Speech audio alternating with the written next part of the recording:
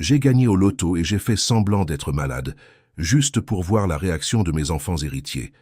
L'enveloppe est arrivée un mardi matin, dans un courrier ordinaire, sans aucune cérémonie. Bernard Leroy est allé à la boîte aux lettres, avec sa tasse de café à la main, comme il le faisait tous les jours, et est rentré en feuilletant distraitement les papiers. Ce n'est qu'en ouvrant cette enveloppe-là que sa main s'est figée en l'air, le café a refroidi, et le monde a fait une étrange pause qu'il n'aurait su expliquer correctement. Il avait gagné. Vraiment. Un prix qu'il n'aurait jamais pu dépenser même s'il vivait 3 vies de plus. La première chose qui traversa la tête de Bernard Leroy ne fut pas la joie. Ce fut une question qui en dit long sur qui est cette personne et sur ce que la vie lui avait fait au cours de ses 64 ans. Et maintenant, qui va se montrer? Il resta assis dans cette petite cuisine pendant près d'1 heure, le papier à la main et les yeux perdus par la fenêtre. Dehors, le jardin était comme d'habitude, le vieux pommier dans le coin, le chien Médor couché à l'ombre du mur. Rien n'avait changé, et tout avait changé à la fois. Bernard Leroy avait 4 enfants. Philippe, l'aîné, qui vivait dans une banlieue éloignée de Paris avec sa femme et 2 jeunes enfants. Julien, le deuxième, célibataire, toujours impliqué dans une nouvelle affaire qui ne décollait jamais. Valérie, la troisième, qui avait fait un bon mariage et vivait dans une belle maison à Neuilly, rarement présente.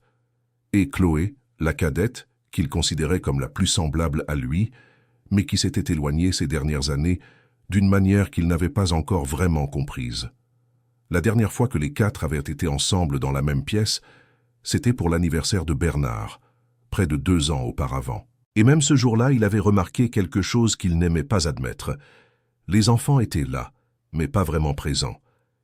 Ils restaient sur leur téléphone, répondaient par monosyllabes, et étaient partis trop tôt, chacun avec une excuse différente. Bernard était un homme qui avait travaillé toute sa vie dans un magasin de bricolage. Il avait commencé comme aide à 18 ans et avait grimpé doucement à force d'efforts jusqu'à devenir gérant. Il n'avait jamais été riche, mais n'avait jamais manqué de rien. Il avait élevé ses 4 enfants avec Monique, partie depuis 8 ans déjà, laissant un vide qu'il avait appris à côtoyer, mais jamais à combler. Après le départ de Monique, les enfants s'étaient éloignés. Ils comprenaient, chacun avait sa vie. Mais il y avait un poids dans cette compréhension, une fatigue déguisée en résignation. Le gain du loto fut comme une pierre tombant dans un lac. Bernard regarda les ondulations. Et c'est là, dans cette cuisine, avec le chien qui aboyait dehors après quelque chose d'insignifiant, que l'idée surgit. Elle surgit lentement, comme surgissent les idées que l'on sait ne pas devoir avoir, mais que l'on a quand même. Et s'il faisait semblant d'être malade? Pas pour tromper qui que ce soit de façon malveillante. Il se le répétait plusieurs fois tandis que l'idée prenait forme. C'était juste pour voir. Pour comprendre une fois pour toutes si les enfants venaient, parce qu'ils tenaient à lui ou pour ce qu'ils pourraient hériter. Parce qu'avec cet argent sur le compte, n'importe quel avocat dirait qu'il fallait régulariser la situation, tout documenter, et le mot « héritage » finirait par apparaître tôt ou tard. Bernard voulait juste savoir avant.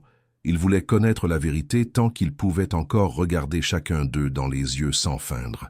Il rangea l'enveloppe dans un vieux dossier au fond du placard du salon, entre les papiers de la voiture et les factures anciennes. Il prit le téléphone et appela d'abord Philippe.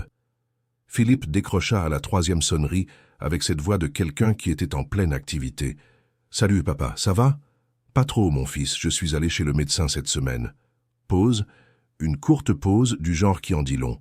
« Quoi? Des examens ?» On m'a demandé de faire des examens plus détaillés. Il a dit qu'il y avait des anomalies. Je ne sais pas encore exactement ce que c'est. Un autre silence. Bernard écoutait le silence à l'autre bout du fil, attentif à tout, au type de silence, à la respiration, à la façon dont son fils allait répondre. Quel genre d'anomalie, papa? C'est ce que je dois découvrir. Le médecin m'a dit de rester calme, mais de faire les examens rapidement. Ah, d'accord. La voix de Philippe avait un poids étrange, un mélange de préoccupation sincère et de quelque chose de plus difficile à nommer. Envoie-moi le résultat quand tu l'auras. Si quoi que ce soit, parle-moi. Bernard raccrocha et resta à regarder le téléphone. Il appela les 3 autres un par un racontant la même histoire, ne variant que les détails. Et il garda les réponses de chacun au fond de lui, dans un endroit dont il savait déjà qu'il ferait plus mal plus tard. Julien avait tout de suite demandé « Mais c'est aussi grave que ça? Ils ont parlé d'hospitalisation ?» Valérie était restée plus calme, plus prudente dans ses mots. « Papa, tu as besoin de quelque chose? Tu as besoin d'argent pour les examens ?» Chloé était restée silencieuse un temps trop long avant de dire « Papa, appelle-moi quand tu auras le résultat, d'accord? N'importe quand. » Bernard s'endormit ce soir-là avec ses 4 enfants en tête, essayant de séparer ce qu'il avait vraiment vu de ce qu'il avait projeté. Parce que c'est le piège de tout test comme celui-ci, on veut confirmer ce qu'on pense déjà, et on ne voit pas ce qui est vraiment là. Une semaine passa. Bernard attendit. Philippe envoya un message pour demander des nouvelles des examens. Un message. Sans appeler. Julien ne donna aucun signe. Valérie appela 2 jours plus tard, rapidement, demandant s'il était retourné chez le médecin. Chloé arriva.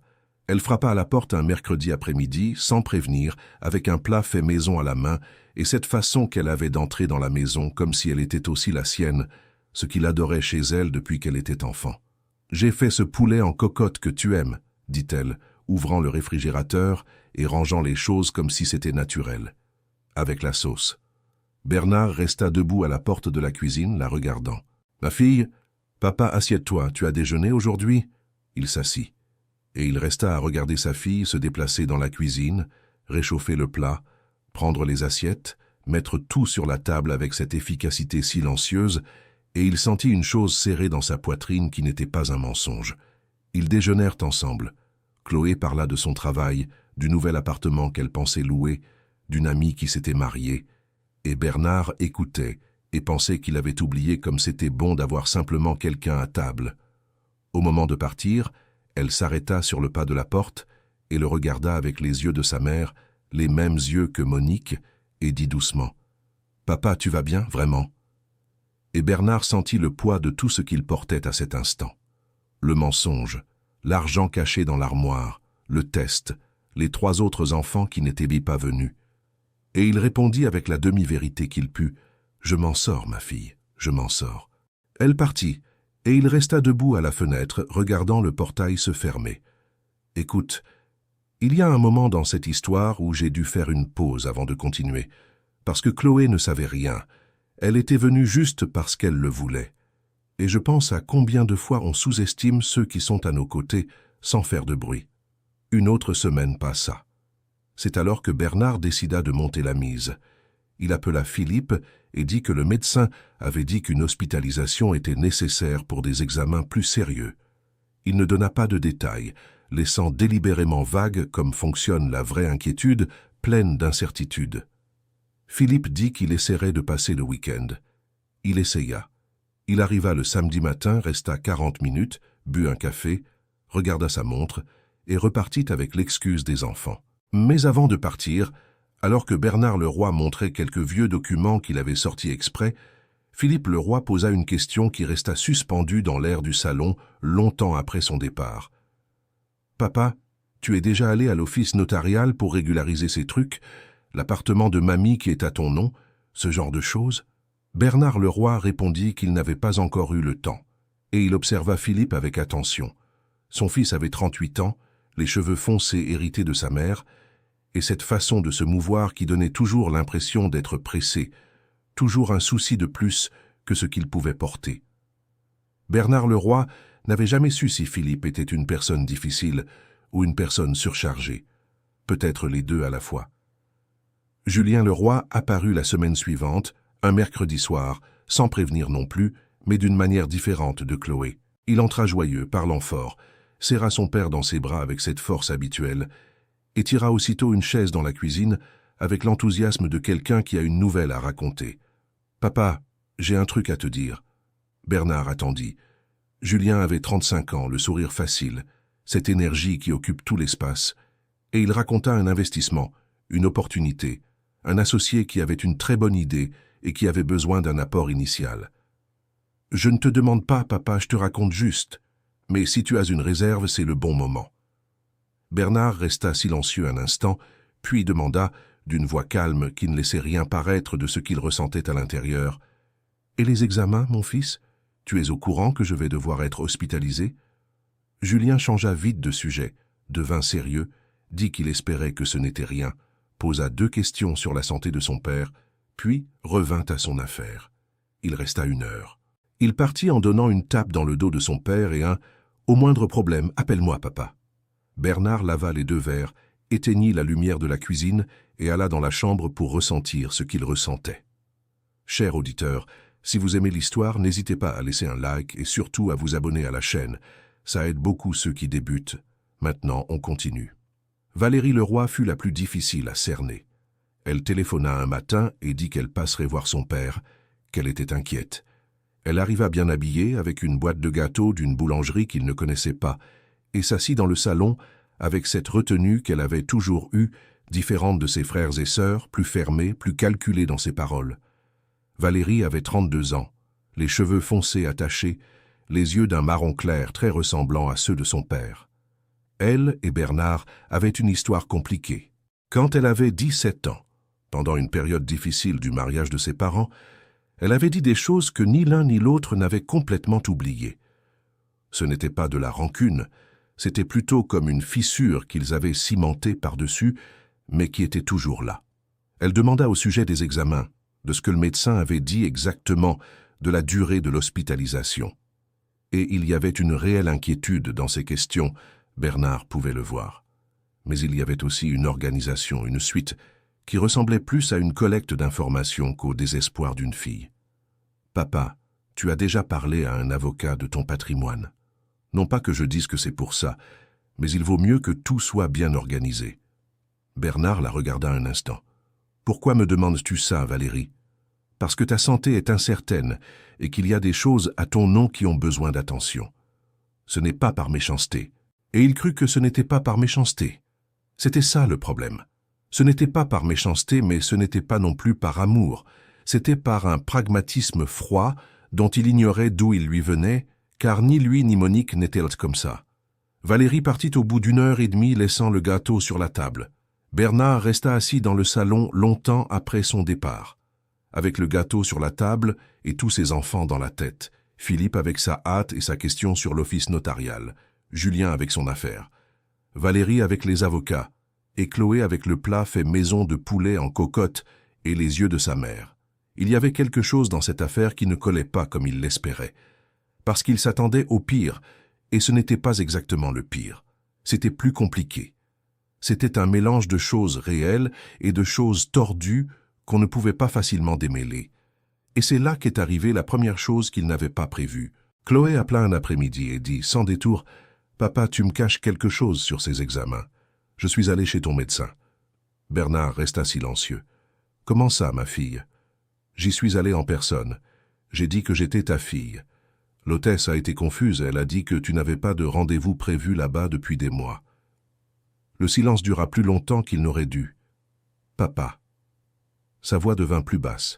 « Qu'est-ce qui se passe ?» Bernard ferma les yeux. Il avait prévu de laisser le test durer encore un peu, mais quand il entendit la voix de Chloé comme ça, calme et ferme à la fois, il sentit qu'il n'y arrivait plus. Pas avec elle. « Tu peux venir ici demain matin ?» dit-il. « Je viens ce soir. » Elle arriva à 8 heures. Elle entra, s'assit sur la même chaise de la cuisine et attendit, les mains croisées sur la table, sans hâte et sans accusation, attendant simplement. Et Bernard raconta tout. Le prix, l'enveloppe, le plan, les visites des frères et sœurs, ce que chacun avait dit. Il raconta sans s'épargner, parce qu'il était fatigué de garder des choses. Chloé écouta tout sans l'interrompre. Quand il eut fini, elle resta silencieuse un moment qui parut long, regardant la table. « Papa, dit-elle enfin, tu n'avais pas besoin de faire ça pour le savoir. »« J'en avais besoin, ma fille. Tu le savais avant de faire le test, c'est pour ça que tu l'as fait. » Cette phrase resta suspendue dans l'air de la cuisine, et Bernard sut qu'elle avait raison, de la manière dont la vérité a raison, sans douceur, mais sans cruauté non plus. Ils restèrent à discuter pendant plus de 2 heures. Chloé dit des choses qu'il ne voulait pas entendre et qu'il avait besoin d'entendre. Que l'éloignement des enfants avait de nombreuses causes, pas seulement le manque d'amour, que Philippe était submergé de dettes et honteux d'en parler. Que Julien utilisait son enthousiasme pour les affaires pour ne pas ressentir à quel point il était perdu. Que Valérie avait une froideur qui n'était pas naturelle, qui était construite comme une armure, et que cela avait à voir avec des choses anciennes que la famille n'avait jamais affrontées de front. Et qu'elle-même, Chloé, s'était éloignée à une époque parce qu'elle ne savait pas comment gérer l'absence de sa mère dans la maison de son père. Parce que chaque fois qu'elle venait, la mère lui manquait d'une façon qui faisait trop mal. Bernard écouta tout cela avec le genre d'attention de quelqu'un qui entend l'histoire de sa propre vie racontée par une autre personne. « Et l'argent » demanda-t-elle enfin. « L'argent, je ne sais pas encore quoi en faire. Raconte-leur. » Comme ça, de nulle part ? Pas de nulle part. Réunis tout le monde. Raconte ce que tu as gagné et raconte ce que tu as fait. Le test, tout. Et laisse chacun réagir. Il y a des moments où on reçoit un conseil si direct, si juste, qu'on en reste sans réponse. Bernard fut comme ça. Tu crois qu'ils vont comprendre ? Je ne sais pas s'ils vont comprendre, papa. Mais tu sauras qui ils sont vraiment quand il n'y aura plus aucune fantaisie entre vous. Il lui fallut 2 semaines pour réussir à organiser le déjeuner. 2 semaines pendant lesquelles il resta à réfléchir, à mal dormir, à se réveiller trop tôt, à parler à la photo de Monique qui était sur l'étagère du salon, comme si elle pouvait répondre. Le samedi du déjeuner arriva avec un soleil fort. Chloé arriva tôt pour aider. Les 3 autres arrivèrent peu à peu, Philippe avec ses enfants, Valérie avec son mari, Julien seul avec un air de ne pas bien savoir à quoi s'attendre. Le repas fut étrangement normal. Bernard observait chacun, ses enfants qu'il avait élevés, qui avaient grandi dans cette même maison, qui étaient partis et revenus de différentes manières. Après le dessert, quand l'ambiance était calme et que personne n'était encore pressé de partir, Bernard Leroy se leva, sans faire de cérémonie, et dit qu'il avait besoin de dire quelque chose. Il parla d'abord du lot. Il vit les expressions changer. Julien se redresser sur sa chaise, Philippe retenir son souffle, Valérie serrer les mains lentement. Chloé regardait son père, et puis, sans pause, il raconta le test. Il raconta tout. L'histoire des examens, les appels, les visites, ce que chacun avait dit. Il raconta sans détour et sans accusation dans le ton, mais sans rien adoucir non plus. Juste les faits, tels qu'ils s'étaient passés. Le silence qui suivit fut le genre de silence qui pèse. Julien fut le premier à parler, et sa voix sortit avec une colère mal contenue. « Tu nous as testés comme si on était des étrangers. »« Oui, » répondit Bernard. « C'est un manque de respect, papa. »« Peut-être. Et ce que tu es venu me proposer quand tu pensais que j'allais mourir, ce n'était pas non plus du respect. » Julien avala ce qu'il allait dire. Il resta à regarder la table. Philippe avait le visage fermé, les mains entrelacées devant lui, et après un moment, il finit par parler. « J'aurais dû venir plus souvent. Je sais que je ne suis pas venu assez. » Sa voix sortit plus petite qu'il ne l'aurait probablement voulu. Mais ce n'était pas à cause de l'héritage. C'est parce que je suis noyé dans mes affaires et que je ne voulais pas t'apporter ça. Bernard regarda son fils aîné et vit quelque chose qu'il ne s'attendait pas à voir. De la honte. Pas la honte de celui qui s'est fait prendre, mais celle de quelqu'un qui a porté un poids seul trop longtemps. Valérie resta silencieuse plus longtemps. Et quand elle parla, ce fut d'une voix très différente de la voix organisée et calculée qu'elle utilisait d'habitude. « Je ne sais pas être une fille, papa, je ne l'ai jamais su. » Elle s'arrêta, respira. « Quand maman est partie, j'aurais dû me rapprocher de toi et j'ai fait le contraire. C'était lâche de ma part. » Bernard ne s'attendait pas à entendre ça de la part de Valérie. Personne à table ne s'y attendait. Cher auditeur, si vous aimez l'histoire, profitez-en pour laisser un like et surtout vous abonner à la chaîne. Ça aide beaucoup ceux qui débutent. Maintenant, on continue. Ce déjeuner fut long, beaucoup plus long que Bernard ne l'avait prévu. Ils passèrent au salon, prirent un café, les petits-enfants de Philippe s'endormirent dans un coin et les adultes continuèrent à discuter avec cette franchise brute qui n'apparaît parfois que quand on ne peut plus faire semblant. Julien admit l'affaire, la proposition qu'il avait faite à son père, et devint rouge d'une façon que Bernard n'avait pas vue depuis que son fils avait fait une bêtise d'adolescent. « C'était moche de ma part, papa. J'étais désespéré et j'ai fait une chose moche. »« Je sais que tu étais désespéré, dit Bernard, mais tu devais me raconter ton désespoir, pas venir me vendre quelque chose. J'ai honte de ne pas avoir réussi. Tu crois que je t'aurais jugé pour ça ?» Julien ne répondit pas, mais son regard répondit. « Je pense à cette partie-là. Combien d'enfants n'arrivent pas jusqu'à leur père parce qu'ils ont peur de décevoir? Et puis, ils s'éloignent encore plus, et la distance grandit comme une plante que personne n'a demandée. Ce fut Chloé qui, à un moment donné, se tourna vers ses frères et sœurs et dit une chose qui résumait ce que tous ressentaient, mais que personne n'avait mis en mots. Papa n'a pas fait ce test par méchanceté. Il l'a fait parce qu'il avait peur d'être aimé seulement pour l'argent. Et cette peur n'est pas tombée du ciel, nous l'avons plantée. Personne ne répondit immédiatement. Mais c'était le genre de phrase qui n'a pas besoin de réponse, juste de temps. Bernard regarda ses 4 enfants là, dans ce salon, avec l'après-midi qui avançait dehors et la lumière du soleil entrant par la fenêtre du balcon, et ressentit une chose qu'il ne savait pas nommer précisément.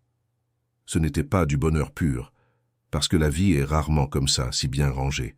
C'était plutôt un mélange de soulagement et de tristesse, de gratitude et de nostalgie pour tout ce qui aurait pu être différent avant. Plus tard, après que Philippe eut mis les enfants dans la voiture et que Valérie fut allée aux toilettes, Julien s'assit à côté de son père sur le canapé et resta silencieux un moment. « Papa. »« Quoi, mon fils ? Si tu veux me raconter comment tu vas utiliser cet argent, je t'écoute, sans conseil. Je t'écoute seulement. » Bernard regarda son fils à côté de lui, avec ce sourire facile maintenant un peu plus fatigué, les yeux plus honnêtes qu'il n'avait l'habitude de l'être, et il pensa que c'était pour ça que la vérité, même quand elle fait mal, vaut plus que n'importe quel réconfort facile. « Je n'ai pas encore tout décidé, dit-il, mais une chose, je la sais déjà. »« Quoi ? » ?»« Je veux rénover cette maison, comme maman l'a toujours voulu et que je n'ai jamais eu l'argent pour le faire. » Julien resta silencieux une seconde, puis acquiesça lentement du menton, et Bernard vit que son fils avait compris tout ce qui se cachait dans cette phrase. Les mois suivants, les choses changèrent. Pas d'un coup, pas de façon dramatique, pas comme dans les films. Elles changèrent comme les choses changent quand elles sont réelles, lentement, avec des rechutes, avec des jours meilleurs, et des jours qui rappelaient les mauvais moments. Philippe se mit à appeler plus souvent. Pas tout le temps, pas toutes les semaines, mais plus qu'avant. Et lors d'un de ces appels, il parla de ses dettes, demanda conseil.